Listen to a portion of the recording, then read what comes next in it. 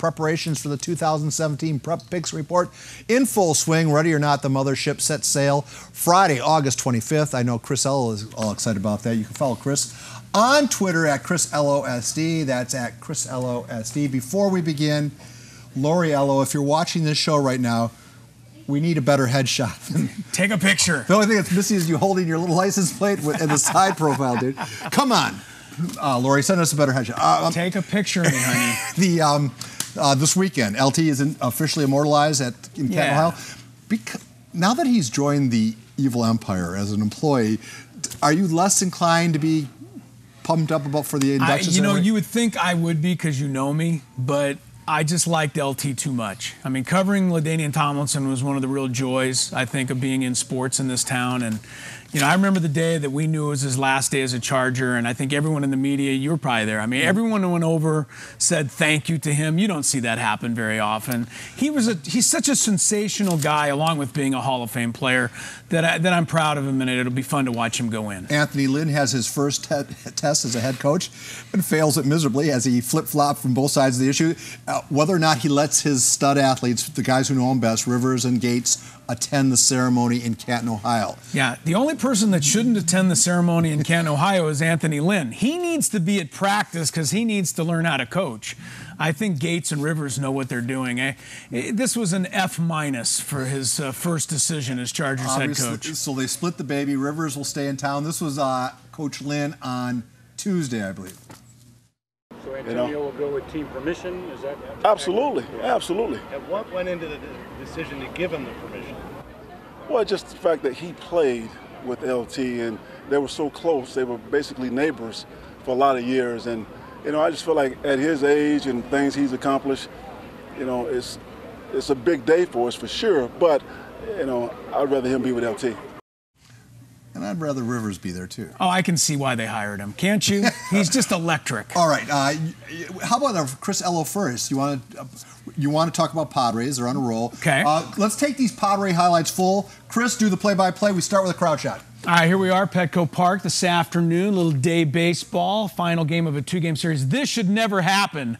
Irvin Santana, an American League pitcher, gets a two-run single to put the Twins ahead early in this ball game.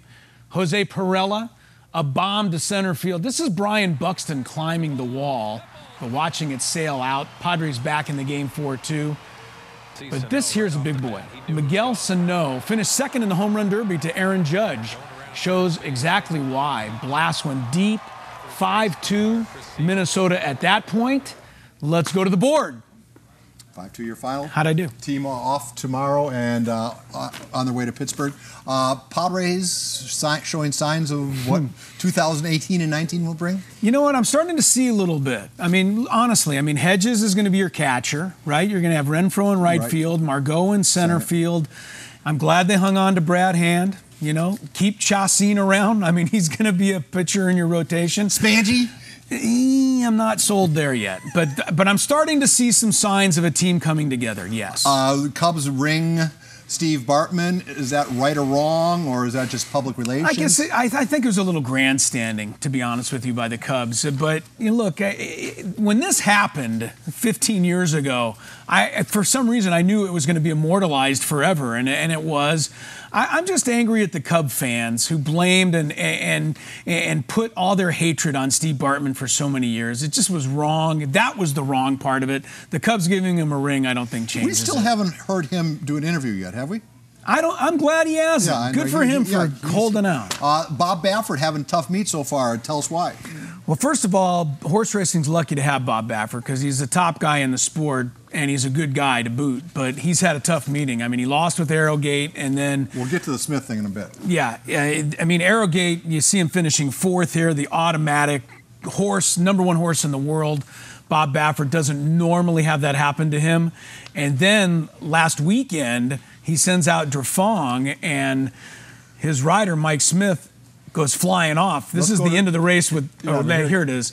Now watch DeFrong makes a left turn, right here, number 2, the horse number 2, makes a left and Mike Smith goes off to the right. That was Bob Baffert's horse. That's not supposed to happen to Bob Baffert horses. He got beat again on Sunday by a nose. But you know he's won the Del Mar Futurity 12 times, so he has a way of ending up on top when it's all over. You know, I just realized we went out of order with something I wanted to put higher in the show. Let's get back to the Chargers. Okay. Are they cursed? Mike Williams, a week ago, probably done for the season, even though the team's not saying that yet. They just lost their second-round pick today. Forrest Lamp, torn ACL, he's done for the year. I'll ask the same question a week later. Are they cursed? Trying to see if my heart's broken. I hope they are.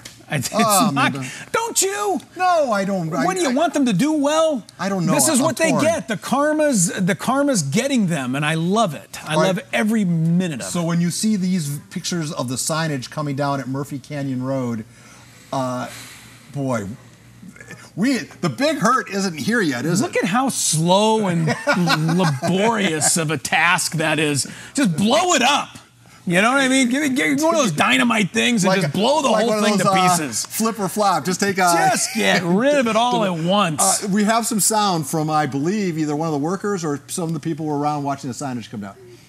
I know they've been gone, and it's hard, you know, but now that they're actually taking off the sign, it's kind of, you know, it's official. So we're still there. We still support our team. You know, we're Charger fans, 100%, and we just can't let them down, you know. Like to put that up in your Poor guys had to do it with a handheld screwdriver. They're going to give them a little power drill or something. There's a football game Thursday night. Tomorrow night, there's an NFL preseason football game. That is remarkable, and I will not watch any preseason. I think it's one of the biggest shams perpetrated on the American public every year. NFL preseason football, full price tickets. But it's the Hall of Fame game, so you kind of have to watch. I don't. I can watch LT go. I can watch LT go into the Hall of Fame without watching the game, and I will. All right. Before we let you go, high school Union Tribune will come out with their John Maffey will come out with his high school football poll, preseason poll.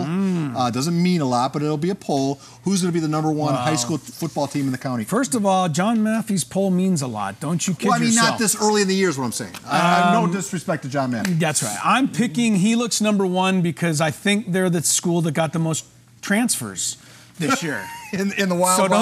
So don't they become number one? Well, that's what high school football's become now. Kids transferring schools. They are loaded at Helix High. I'd love to see a neighborhood school sneak in and steal the championship, but it's unrealistic. I wouldn't hold my breath.